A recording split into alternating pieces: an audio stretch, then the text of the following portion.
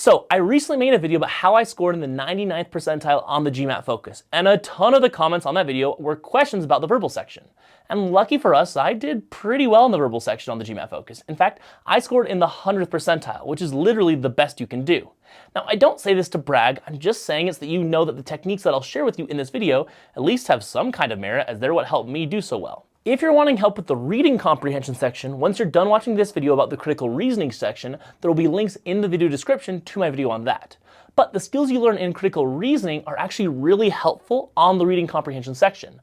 Specifically, the inference group of critical reasoning questions really help you refine your skills at the inference questions in reading comprehension. So it's definitely worth it to watch this video, even if you're just wanting to work on the reading comprehension part. With that out of the way, let's talk about how to ace the critical reasoning questions on the GMAT. The way critical reasoning questions work is there will be a short text, usually only a couple of sentences, then below that there will be a question about the text, then the answers will be below that.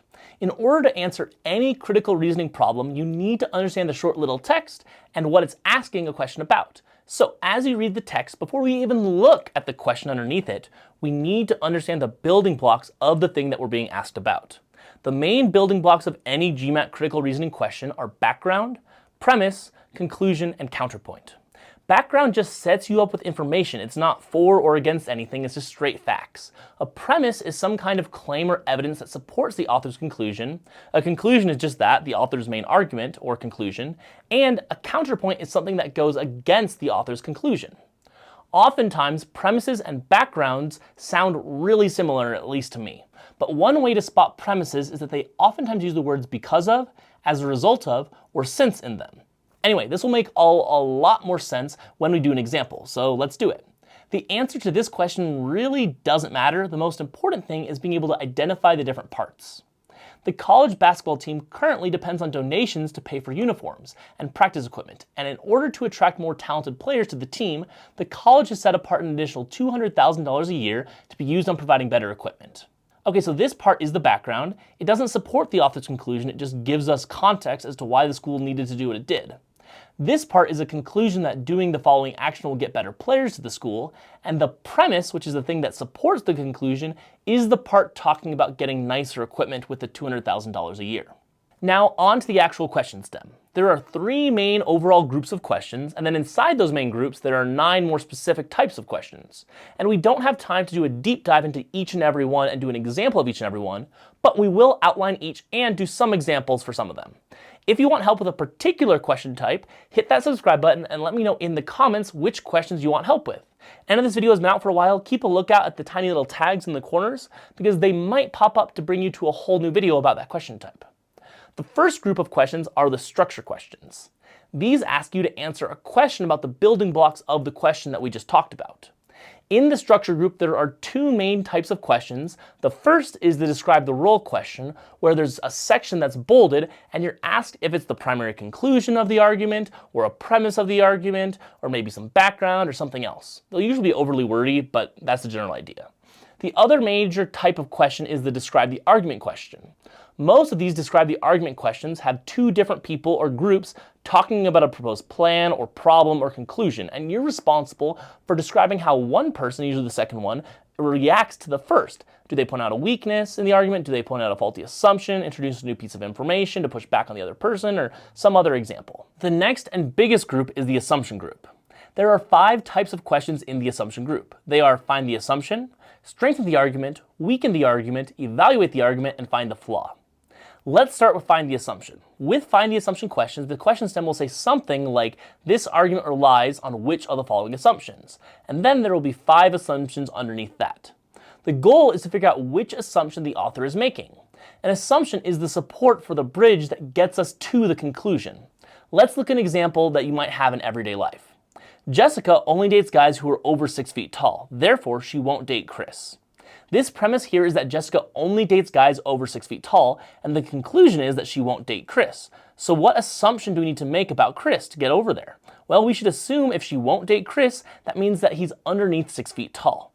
This does seem pretty straightforward in this simple example, but actual questions are usually a bit more complicated. The next question type in the assumption group are the strengthen and weaken siblings.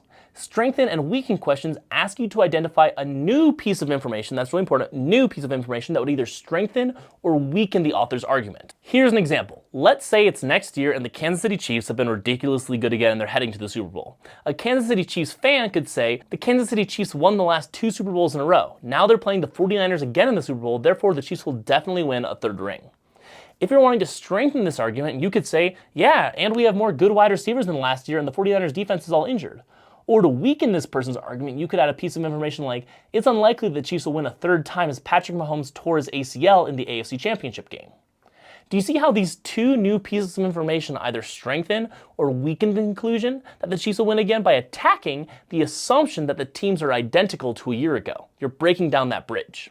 Now, you won't have to make up the answers to strengthen or weaken questions, but you will have to identify which answer choices strengthens or weakens the best. Now, these questions won't always say strengthen or weaken. They could use other words like support or cast doubt on. Once you do a good amount of these practice questions, though, you'll be used to the different strengthen and weaken question stems. The next 2 question types are evaluate the argument and find the flaw questions. And these really only show up if you're scoring above the 90th percentile on the test. So if you aren't near there and you don't really need to get above the 90th percentile, then you can definitely skip this part. But if you want to ace the verbal section, you should definitely know this. For evaluate the argument questions, once you read the little blurb, ask yourself what questions you would want answered to be able to decide if this plan or conclusion set forth in the blurb is really a good idea. Let me show you what I mean. Peak Nights is a popular country swing dance hall. Peak Nights management wants to increase revenue, so they propose raising the price from $6 a person to $7.50 a person. Management believes that this will increase profits by 25%. What questions would you want answered to know if this is a good plan? You might want to know if the same number of customers would still come even if the price is raised by 25%. Because if they would keep coming, then great. You make more money, but if fewer people come, then the conclusion of raising profits by 25% isn't accurate. For evaluate the argument questions, it doesn't matter if it's a yes or no to that question. It's more about identifying the question that will help you decide if the plan is good or not. Find the flaw questions are even rarer and will always have the word flaw in them. But just make sure that it's not a weakened question masquerading as a flaw question, because they can be dirty like that. How do you know if it's a weakened question versus a flaw question? Well, you'll know it's just a weakened question if, in addition to it saying flaw in the question stem, it says if true, and a way to double check this is if the question answers introduce new pieces of information, kind of like we talked about earlier, then it's definitely a weakened question. But if it is a find the flaw question, how do we find the answer? Essentially, we look for an answer choice that points out why the thinking in the argument doesn't work. Take this example. Political consultants have done research that found that poor people give a larger percentage of their income to potential presidential candidates. Thus, they recommend that in order to raise the most money, presidential candidates should focus their fundraising efforts on less affluent people. What's the issue with this argument? Well, the political consultants are acting like percentage of income and the amount of dollars is the exact same thing. If one super rich guy gives $5 million or 5% of his income to a presidential candidate, that's going to be a lot more real money than if 5 people making $50,000 a year gave all or 100% of their income to the presidential candidate. Find the flaw questions are a lot like spotting fallacies in people's arguments in real life. The last big group is the inference group, and this is the group that if you get really good at it, it will also help you a lot in the reading comprehension section. In the inference group, there are inference questions and explain the discrepancy questions. Now, something you need to get into your head right now is that inferences on the GMAT are not like inferences in the real world. An inference on the GMAT is something that must be true, whereas in the real world, it's something that just likely is true or is probably true. If you want a full example of this, make sure you go check out my reading comprehension video. I do a full example there. Inference questions are different than strengthen questions because inference questions won't have a conclusion in the little blurb at the top. Take another football example. Attendance and revenue brought in by the Cleveland Browns have increased over the past couple of years, while attendance at the New England Patriots games have decreased with the overall revenue for the team staying the same. What can you infer about this information? A, Cleveland Browns attendance will continue to increase. B, the Cleveland Browns collect more revenue than the New England Patriots. Or C, the cost of tickets at Patriots games have gone up. Just because the attendance has gone up in the past doesn't mean it's going to go up in the future, so no to A. Despite revenue having gone up, we don't actually know for sure if the revenue is higher than the Patriots, so no to B. And so C, we know that from the question stem that the Patriots' revenue is the same. And the only way for revenue to remain the same while falling ticket sales happen is if the tickets are now more expensive, so the answer must be C. The last question type is the explain the discrepancy or paradox question. Essentially, there are a bunch of premises in the blurb that seem to contradict each other, and one of the question answers can help explain why. Take this example. Employees in Department A reported working on average 50 hours per week, while employees in Department B reported on average 40 hours per week. Despite this, Department B consistently outperformed Department A in terms of number of projects completed. Which of the following could explain the paradox above?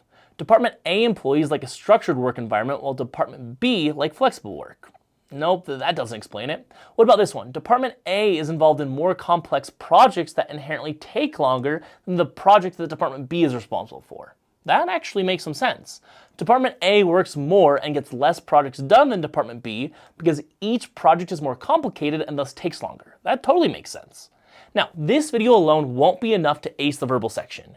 You need to understand how the reading comprehension section works and do lots of practice problems. So you should click on this video, and if you have any specific questions about the best ways to practice or the best courses to take, feel free to ask them in the comments below. Thank you guys so much for watching, and I'll see you guys next time.